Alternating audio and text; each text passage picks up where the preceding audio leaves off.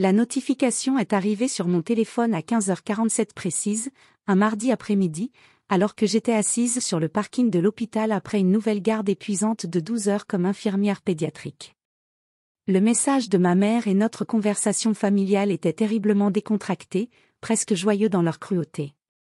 Ce Noël, nous recevons le fiancé de ta sœur Lorraine, David, et sa famille du Connecticut.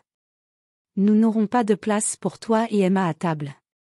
Ma fille de 7 ans, Emma, brillante et autiste, était apparemment devenue jetable pour impressionner des inconnus des banlieues aisées du comté de Fairfield. Puis est arrivé le message suivant de Lorraine qui m'a fait bouillir de rage. Mais nous voulons quand même que tu prépares le dîner, comme toujours. Papa a ajouté avec son égoïsme habituel. Et ne nous fais pas culpabiliser. Je veux toujours mon précieux cadeau de Noël. J'ai contemplé ces mots, assise dans ma voiture tandis que d'autres familles passaient, main dans la main et riant ensemble, et j'ai réalisé qu'après 32 ans, j'en avais enfin fini d'être la servante bénévole de la famille. Ce n'était pas une nouvelle choquante. C'était juste un mardi chez les Parker, dans la banlieue de Cleveland, dans l'Ohio.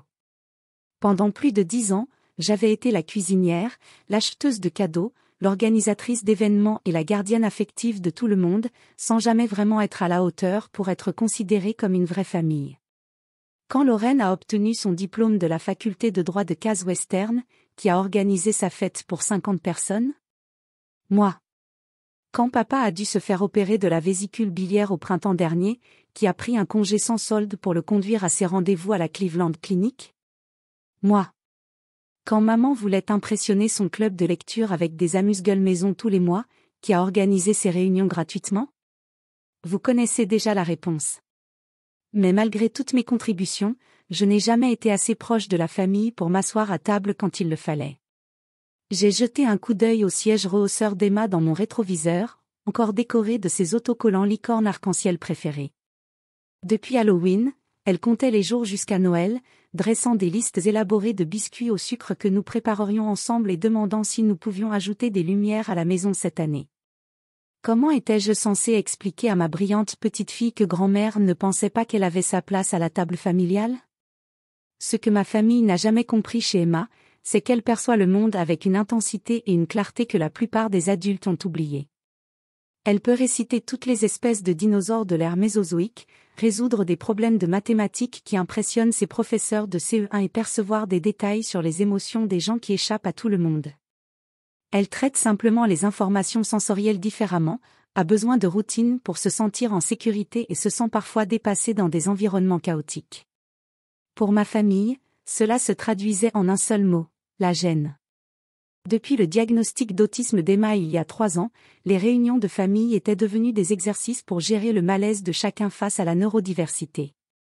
On chuchotait à propos de ses comportements de stimulation et suggérait qu'elle avait peut-être besoin d'une thérapie plus intensive, ce qui était un code pour la tenir éloignée de nous lorsque des personnes importantes étaient présentes. Ils avaient oublié de mentionner les changements d'horaire pour le brunch de Pâques, nous avaient omis de la liste d'invitations pour le week-end annuel au Lekery Cottage et avaient constamment réservé des places qui, d'une manière ou d'une autre, ne nous convenaient jamais vraiment. Mon téléphone a de nouveau vibré. La dernière demande de Lorraine. Oh, et peux-tu aller chercher le nouveau set de golf de papa chez Dick's Sporting Goods? Merci. Bien sûr. Laissez-moi juste donner $1000 de plus à quelqu'un qui n'a pas pris la peine de réserver une chaise à sa petite fille pour le dîner de Noël. J'étais assis là, sur le parking de l'hôpital, à regarder d'autres familles vivre normalement et j'ai fait quelque chose que je n'avais jamais fait de toute ma vie d'adulte. J'ai éteint mon téléphone sans répondre à un seul message. C'est là que j'ai réalisé quelque chose qui allait tout changer. Je n'étais plus obligée d'accepter ce traitement. Les urgences étaient inhabituellement calmes ce soir-là, ce qui m'a laissé beaucoup de temps pour réfléchir pendant que j'aidais le docteur Martinez à soigner un jeune garçon tombé de vélo. Les enfants sont honnêtes d'une manière que les adultes oublient de l'être.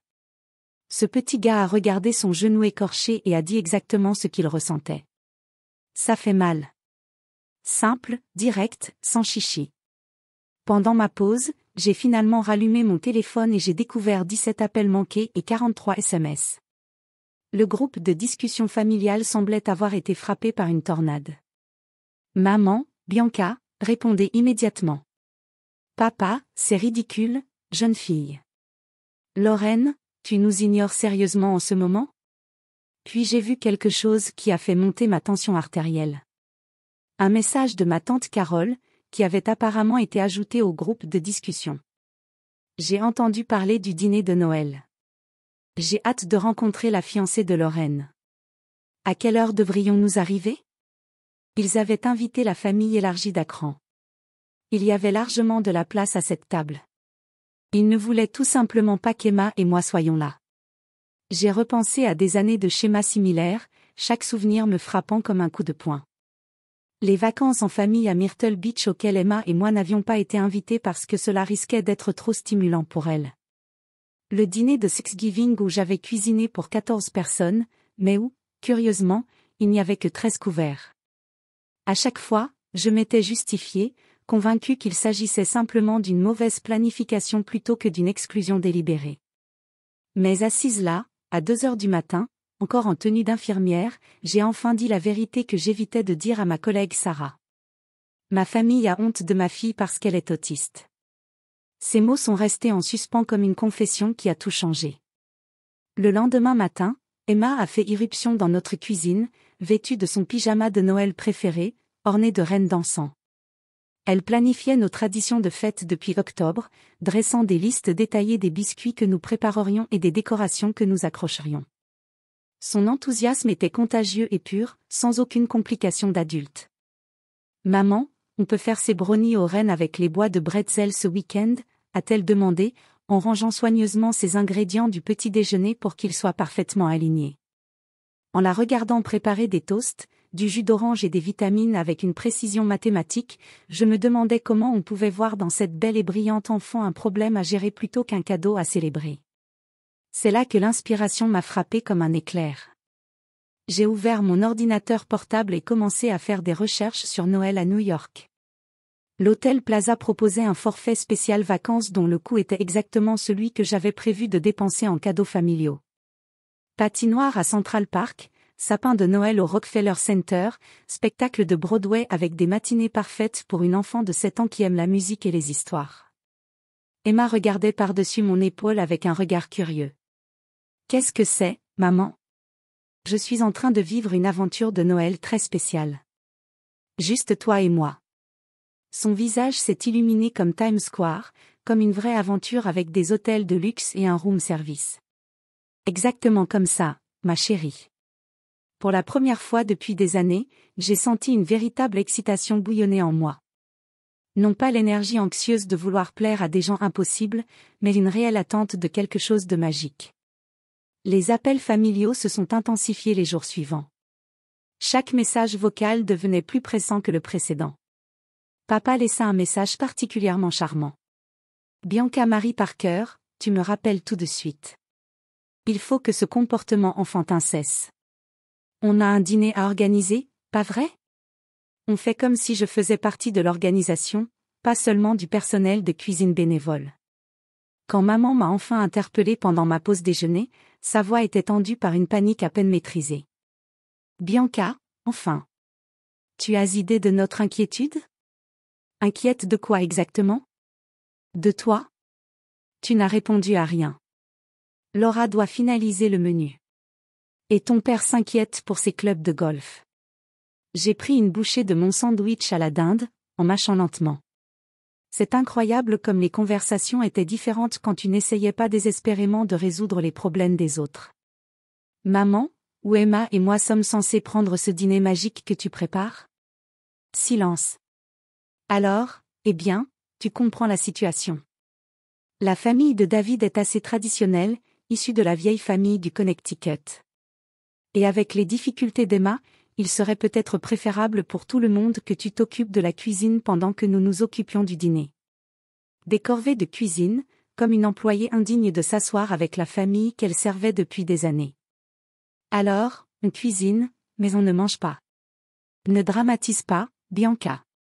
Tu sais, on vous aime toutes les deux. C'est juste compliqué cette année. En fait, c'est assez simple. Tu as honte de ma fille.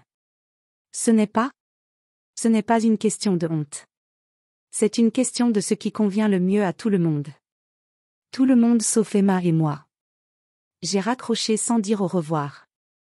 Quelque chose qui m'aurait horrifié une semaine plus tôt. Maintenant, c'était la seule réponse raisonnable à la folie totale. Le 23 décembre s'est levé frais et lumineux à Cleveland. Le genre de matinée d'hiver qui donne à tout le monde l'air d'un tableau de Norman Rockwell.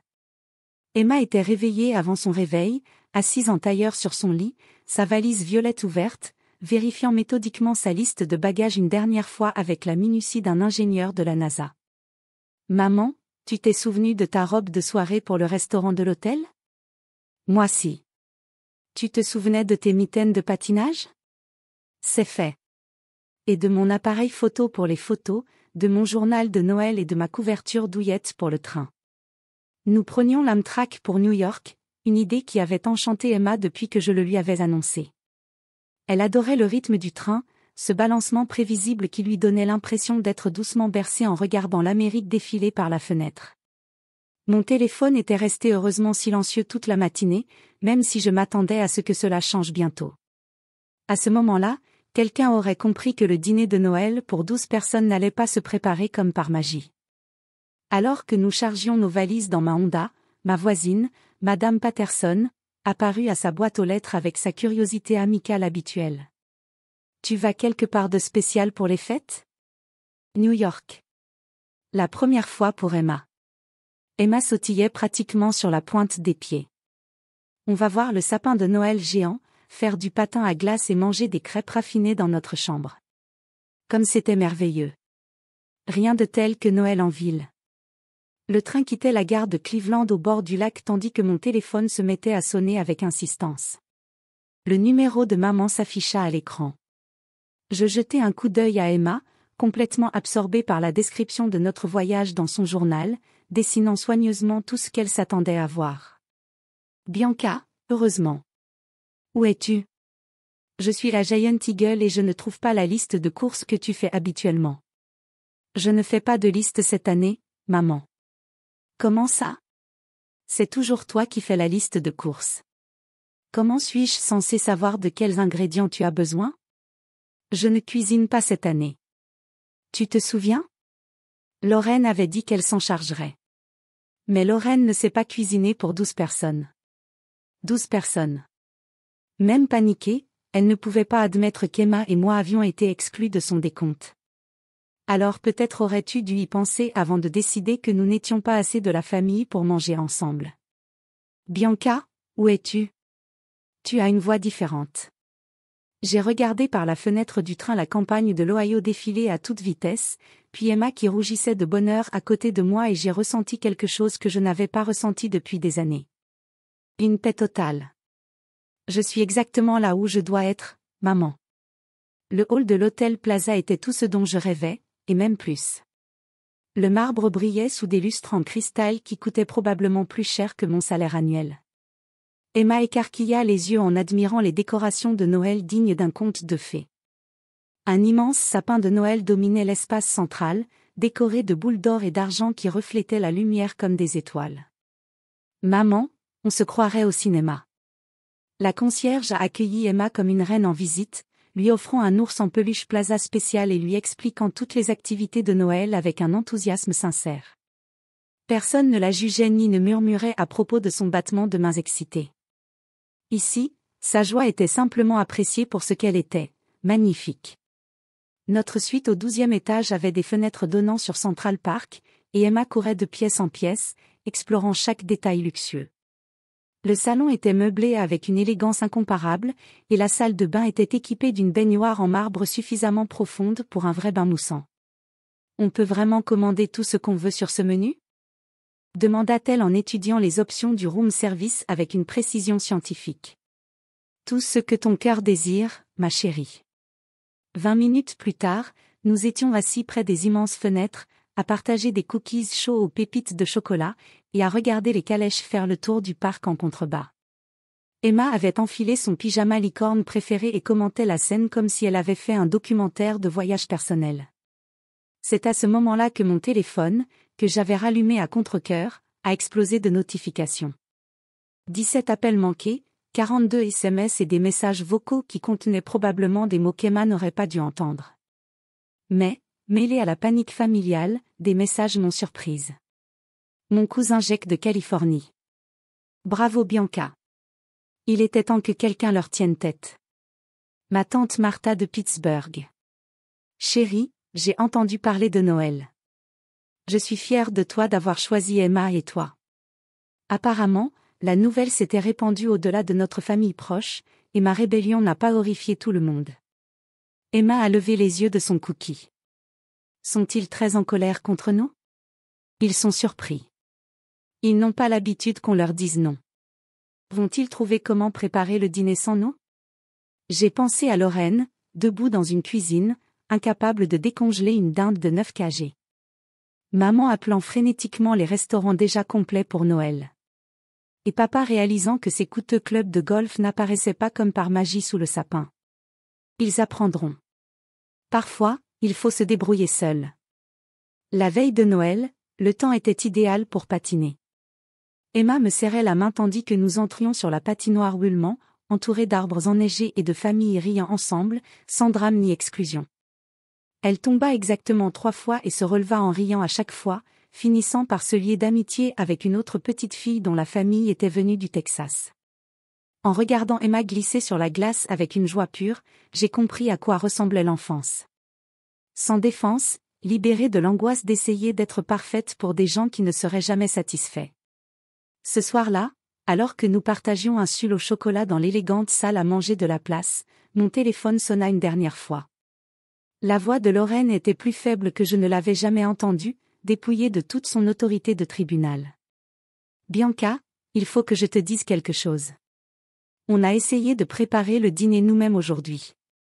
Comment ça s'est passé? C'était un désastre total. La dinde était crue à l'intérieur et brûlée à l'extérieur.